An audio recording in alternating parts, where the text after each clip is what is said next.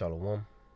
Before I begin, I want to give all praises, honor, and glory to Yahweh, Ba'ashem, Yahweh Shai, Ba'ashem, Rachakwadash, and double honor to the apostles and the elders of Great Millstone. And I want to say peace and blessings to the hopeful elect, hearing this word in truth and in sincerity. Alright, so in this lesson, I just wanted to go through, the parallels of the Roman Empire in the USA, and particularly, the downfall, of Rome, and pretty much how it correlates with America today. Okay, and if you understand Bible prophecy, you know that America is the new Rome, because when you go to the book of Daniel, the 7th chapter, Lord, I can go ahead and get that. Just to elaborate on that point, Daniel, the 7th chapter, it goes through like 4 beasts, the first beast being the Babylonian Empire, okay.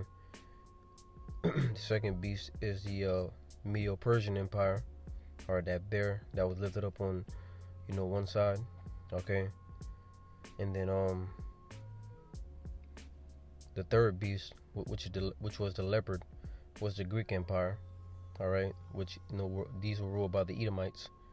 That was ruled by the Edomites, all right, beginning with Alexander the Great. And then you have the fourth beast, which is the Roman Empire, okay. And pretty much this is in that time was the height of Esau's power, and pretty much we're witnessing the Roman Empire all over again, and that's why you can see the parallels between America, Babylon the Great, and Rome. A lot of things that we see today goes back to the Roman Empire, because the same people are back in rulership, doing the same thing. But I want to get this point right here in Daniel 7. I'm gonna start from 7. It says, "After this I saw in the night visions, and behold, a fourth beast, dreadful and terrible, and strong exceedingly, and it had great iron teeth." And this is talking about the Roman Empire, and they had a great military, And it says, "It devoured and brake in pieces, and stamped the residue with the feet of it, and it was diverse from all the beasts that were before it, and it had 10 horns." And what made it diverse is that, they did not rule, through a monarchy like kings, like King David, King Solomon, or King Artaxerxes. They didn't rule like that. They ruled through a senate, just like you see today. They put Joe Biden or whoever be president in your face, but really, there's a group of Edomites that's calling the shots behind the scenes, and then the 10 horns represents, their, for lack of a better word, the vassal states. You had the Roman Empire, and then you had those that were allied to Rome, that were tributaries into Rome. In today's time, you got, the European Union, okay? That would be considered the 10 horns. There are more today, but they did start off smaller. All right, in verse 8 it says, "I considered the horns, and behold, there came up among them another little horn." All right, and that little horn is talking about America, Babylon the Great, before whom there were 3 of the first horns plucked up by the roots. The Spanish, the French, and the British. All right, the 3 Revolutionary Wars, which happened before, America became, because America came from, Great Britain, 13 colonies, so on and so forth, that history. It says, "And behold, in this horn were eyes like the eyes of man, and a mouth speaking great things." The pride of America, man. Just like it says in the book of Revelation, a mouth was given unto him, and, he spake great words. So I want to go back to the article, to pretty much, get this point. And as you can see, the author of the article, they go into like the Roman Empire, and then they correlate it with the United States. And once again, the United States, of America, is pretty much the Roman Empire all over again. Okay, so it says, "The Roman Empire and the United States are history's most influential powers. Though separated by time and geography, there are some striking parallels between their rise, development, and potential decline. In this blog post, we'll dive into the similarities and differences between these two mighty civilizations, focusing on the past 40 years of the United States. Okay, and it's lucky. Even though it's, different geography, as I said, like I said, the same people are in rulership, the Edomites. All right, and it's in their spirit to do the same thing they've been doing, which is ultimately wickedness. It says political instability and corruption. The Roman Empire. The Roman Empire faced significant political instability, especially during its later years. The empire saw a rapid turnover of emperors, many of whom were corrupt, ineffective, or simply not up to ruling such a vast and diverse realm. Corruption was widespread, with officials often using their positions for personal gain rather than the public good. Right, you see that today. All right, the Edomites that are really in power, they're corrupt. That's why they say money talks. If you have money, you have the power. Because at the end of the day, these judges, these senators, whoever it may be, they're not in that seat for the betterment of the people. At the end of the day, they're in that seat because the elites, ultimately Yahweh Shem Yahushai got them there, but the elites got them there and paying them off to pass certain laws. All right, this whole system is corrupt. And then it goes into the United States. The United States too has seen a decline in the stability and effectiveness of its political system. Polarization has grown over the past 4 decades, and trust in institutions has waned. Corruption, though not as pervasive as in Rome, remains a concern in various government sectors. Because what was I about to say? Yeah, so Salakia. So, as you can see, an example of the corruption is them letting these migrants in. All right, why are you letting these migrants in, knowing damn well that quote unquote terrorists can come through, that border? Because it's all an agenda, man. They're corrupt. Because at the end of the day, they're doing this to benefit themselves. So now they're gonna let these migrants in and then say what? Oh, terrorists are in the country. We gotta do this. We gotta do that. We don't know who came in. Well, you didn't let them in to begin with. All right, Esau is a hypocrite, man. This is the devil that we're talking about. All right, they're all corrupt. It says economic inequality and struggles. In Rome, wealth was heavily concentrated in the hands of a few elites. And just like you see today, all right, the elite bankers, they control the wealth today. Most of the population lived in poverty, leading to a social unrest and resentment.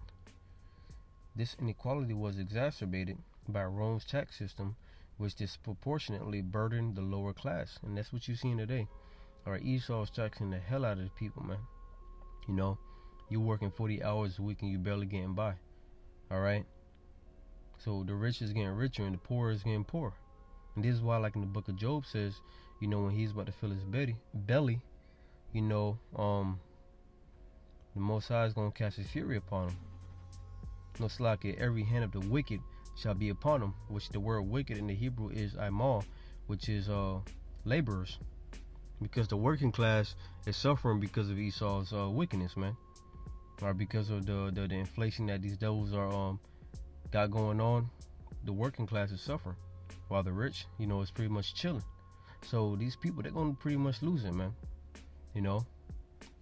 It's only a matter of time before they realize what's going on. Because people at a certain level is still asleep.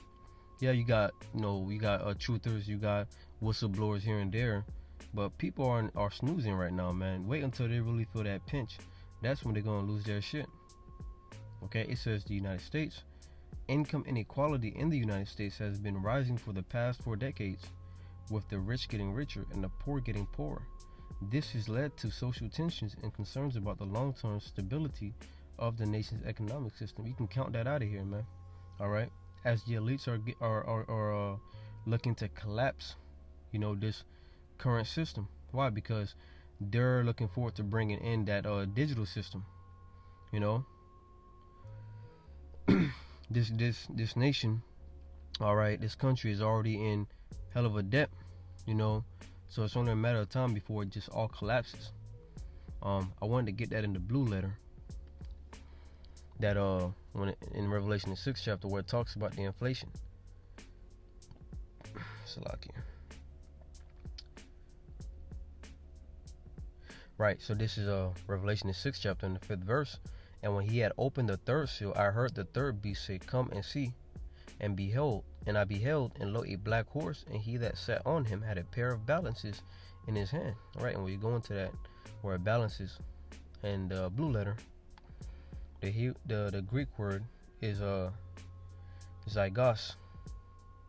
Okay, it's like right here, zygos. Play it real quick. Strong's G 2218, zugos. Zugos. It's like I said it wrong, zugos. And it's a yoke, which represents slavery. All right, a yoke that is put on draught cattle, used of any burden or bondage, as that of slavery. You see, so those yoke balances represent slavery. Ultimately, we as a nation did go into slavery. That had to be fulfilled. Okay, but going back, continuing on, verse 6 says, And I heard a voice in the midst of the four beasts say, A measure of wheat for a penny, and 3 measures of barley for a penny. That's talking about, back in the ancient Roman Empire, because that word penny goes into the Roman denarius, right? It's locking me. Right, denarian, okay? Containing 10. Denarius containing 10. A Roman silver coin in New Testament time, it took its name from its being equal to 10 asses. It was the principal silver coin for the Roman Empire. From the parable of the laborers in the vineyard, it would seem that a denarius was then the ordinary pay for a day's wages. You see? So during that time of inflation, a day's pay, would get you food. And that's how bad it was. So you had to work a whole day just to get little food, man. So just imagine in these times where the inflation is going up, has happened, and pretty much you got to work 40 hours to just get 3 bags or 4 bags of food, and bring it back home, and damn near nobody's eating, man, because it's not enough for everybody. You see, it says a measure of wheat for a penny, and 3 measures of barley for a penny. And see thou hurt not the oil and the wine, because as things get bad out here, and as things has gotten bad, the truth was still here. All right, the truth was still intact, because the oil and the wine represents this word. You see. But going back to the article, it says monetary policy and inflation. The Roman Empire struggled with inflation, particularly in its later years. This was mainly due to the empire's debasement of its currency, reducing the precious metal content of coins to fund wars or other expenses. You see? And what are they doing right now?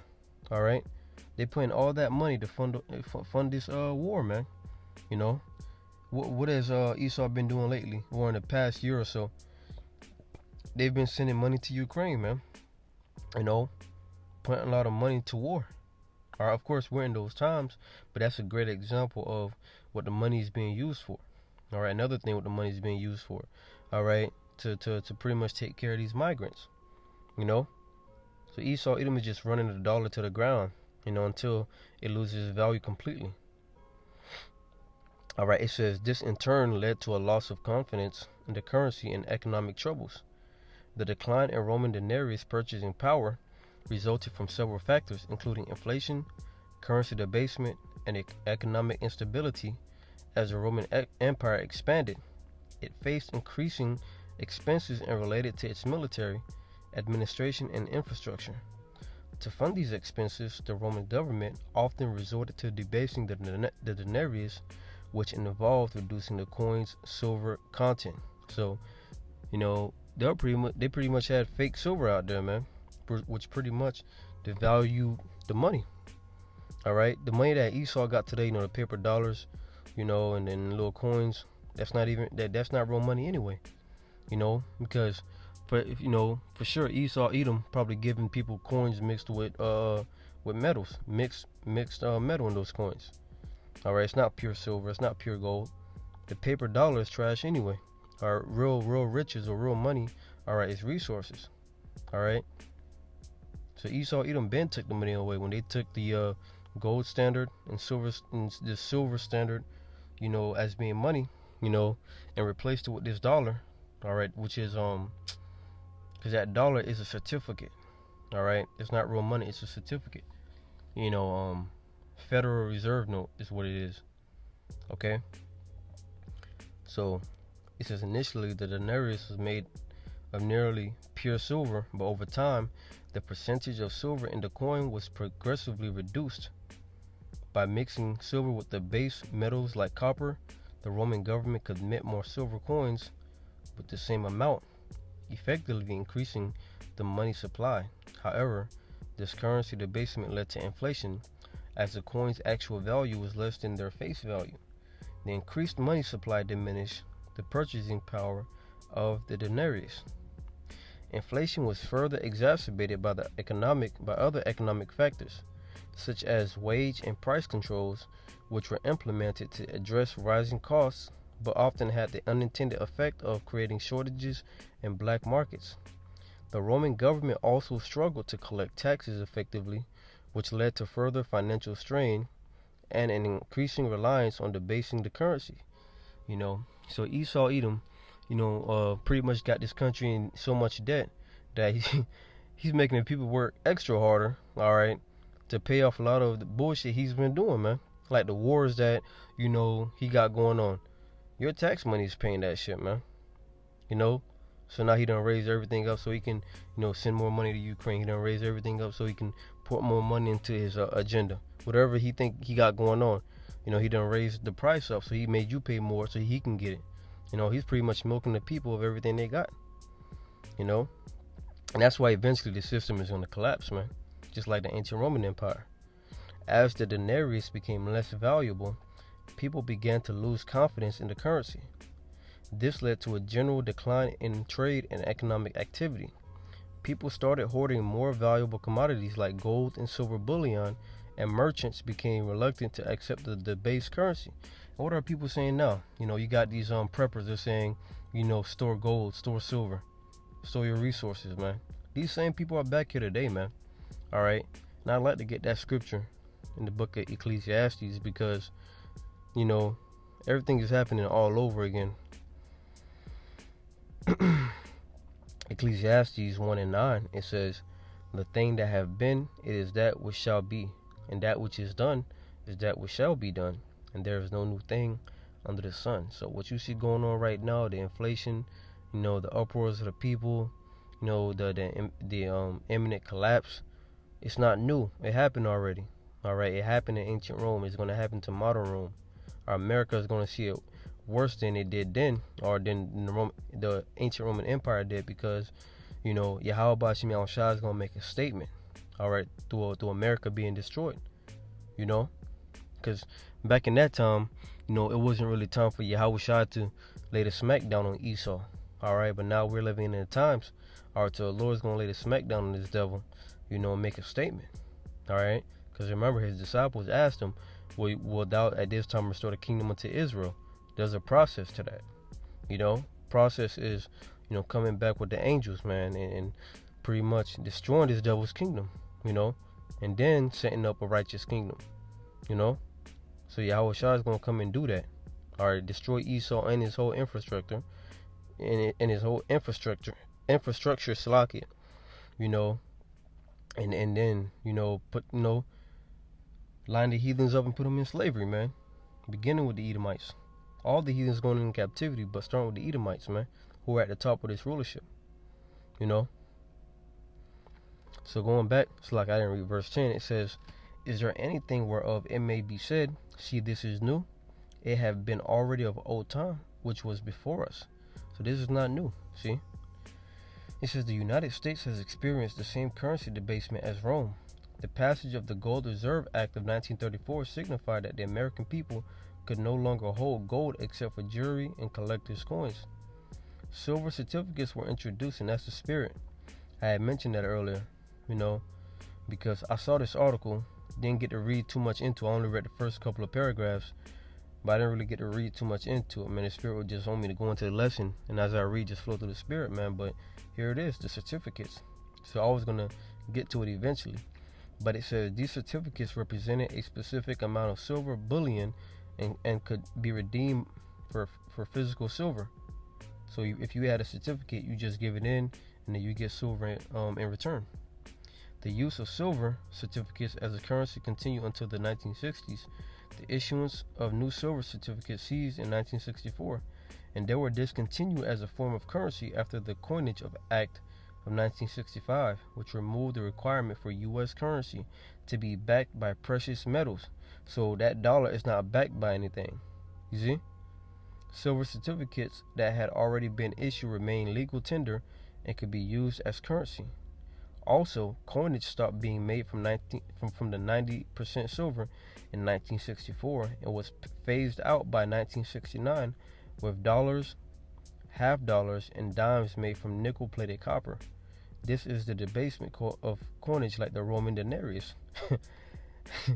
So this thing has been debased, for a long time now.